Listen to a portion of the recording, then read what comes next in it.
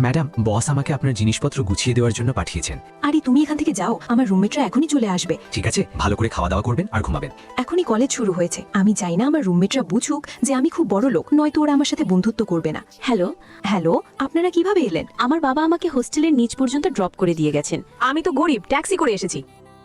এই তিনজন তো খুব গরিব, এদের কাছে তো গাড়ি পর্যন্ত নেই। এখন আমি এদের সামনে নিজের বড় লোকের মেয়ে ইমেজ বজায় রাখবো। হ্যালো, আমার নাম টিনা। আমার বাবা আমাকে নিজের মার্সিডিজ দিয়ে ছেড়ে দিয়ে গেছেন। আর দেখো আমার নখগুলো কত দামি, এক একটা নখের খরচ ৫,০০০ টাকা। আরে বাহ, তুমি তো খুব বড় লোক। আরে টিনা, তোমার ব্যাগের সুতো বেরোচ্ছে যে। আরে ওটা এমনি। তোমরা সবাই নিশ্চয়ই ক্লান্ত, চলো খেতে যাই। হ্যাঁ চলো, আমি একটা সস্তার রেস্টুরেন্ট খুঁজে পেয়েছি যেখানে ৫০ টাকায় পেট ভরে যাবে। হ্যাঁ ঠিক আছে। কি? কিন্তু আমি তো শুধু দামি রেস্টুরেন্টেই খাই। চলো, কোনো ব্যাপার না, আজ তোমরা গরিবদের সাথে সস্তা রেস্টুরেন্টেই খেয়ে নেব। আরে বাপরে, খুব গরম, আমি কি এসি চালিয়ে দেবো? হ্যাঁ, কেন নয়, চালিয়ে দাও। বিল আমরা সবাই মিলে ভাগ করে নেব। না না, এসি চালানোর কোনো দরকার নেই।